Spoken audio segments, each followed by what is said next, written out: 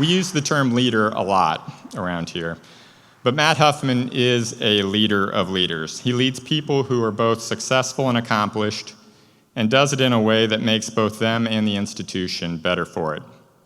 For the last 4 years, we've had an amazing group of members and staff, but the accomplishments and environment were possible because of his leadership. He's a wise lawyer, he's informed and decisive as a decision maker, and he's loved by his staff. He leads from the front and never asks others to do things that he would not do himself. He can solve tough problems by himself, but is equally comfortable trusting members and staff. He has a great sense of humor, and perhaps missed his calling as both a singer and a stand-up comedian. I think that might be true. I've enjoyed sitting next to him in every setting, big threes, caucuses, interviews, but I've equally enjoyed watching him in the Senate chamber with the visiting school children, a true treat if you've never witnessed that.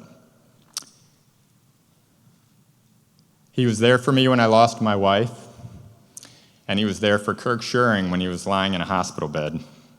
He's been there for many of you, and I've seen that firsthand. He doesn't run from hard things. It's been an absolute masterclass in great leadership, and my honor to serve as your chief. In our interactions, it was apparent that President Huffman cares deeply about what he does, about solving problems, getting things done to positively affect people's lives, and that he enjoys his work, and people like working with him. President Huffman was eager for the portrait not to highlight him on a pedestal, but maybe to be action-oriented, maybe to have him involved with the work at hand.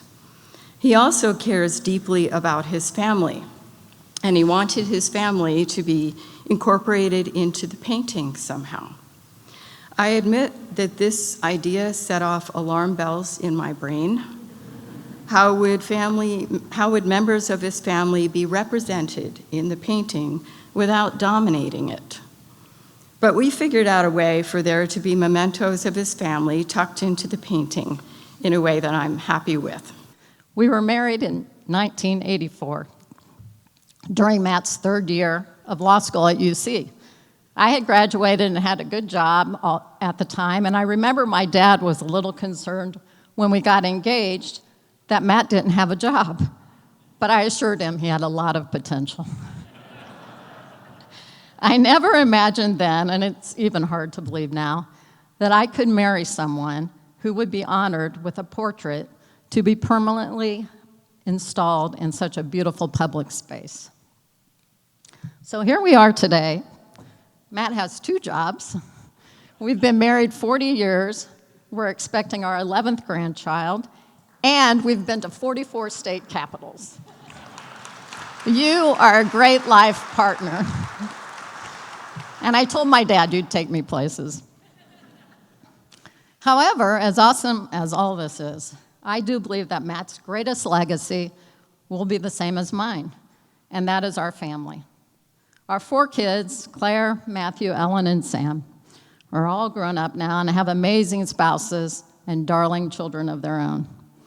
They are all here today, and I believe a couple of them have a few memories to share about their dad. We summarize this by the plaque that you might see in my dad's office, DWYSYD. Do what you said you would do. And if you haven't seen it, you won't be able to miss it now. You can always expect when working with him, he will tell you exactly what he's going to do and then do it. Dad is a solutions guy, and he taught us to never feel like you're not good enough to be in a room or that you're too good to be in the room.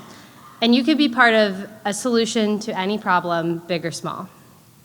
Believe it or not, politics and current events are rarely a topic around our dinner table.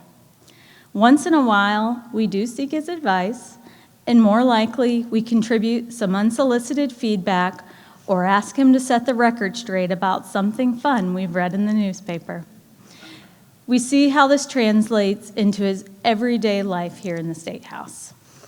In fact, we find that he always answers us when we call. A hushed, "Hey, Snap," tells me he's answering while in session.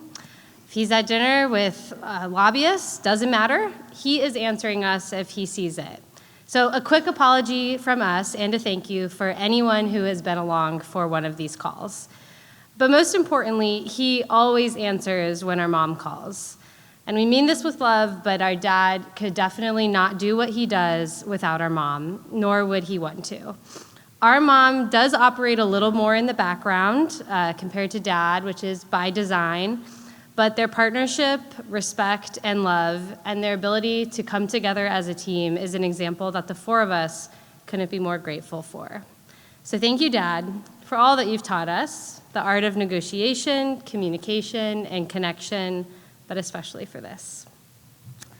Today, you'll be memorialized in these halls. More jokes on that later. We've watched you truly enjoy the people and the work that have come with this job. We know that the great city of Lima and the great state of Ohio are a much better place because you did what you said you would do. And we are so proud of you. Thank you. And working with Ellen Cooper, you know, my siblings are here, and our mother, as I've mentioned to you, was a bit of an artist. And there's, in fact, one of her paintings is up in my office. So I certainly didn't have any suggestions because as legislators who've worked with me and the staff, you know, I know about a few things. I know about practicing law in West Central Ohio and a couple of other things. But if it has to do with health, go see the chairman of the health committee, who happens to be my cousin. If it has to do with utilities, go see Bill Reinecke or Rob McCauley. They know about the stuff, they heard about it. And working with Ellen was simply that. As she asked me, I try to give intelligent answers. She was very kind in interpreting whatever I said. So, and we did get to see this, and it's if you ever wanted a better version of yourself, have Ellen paint your portrait. That's what I would do.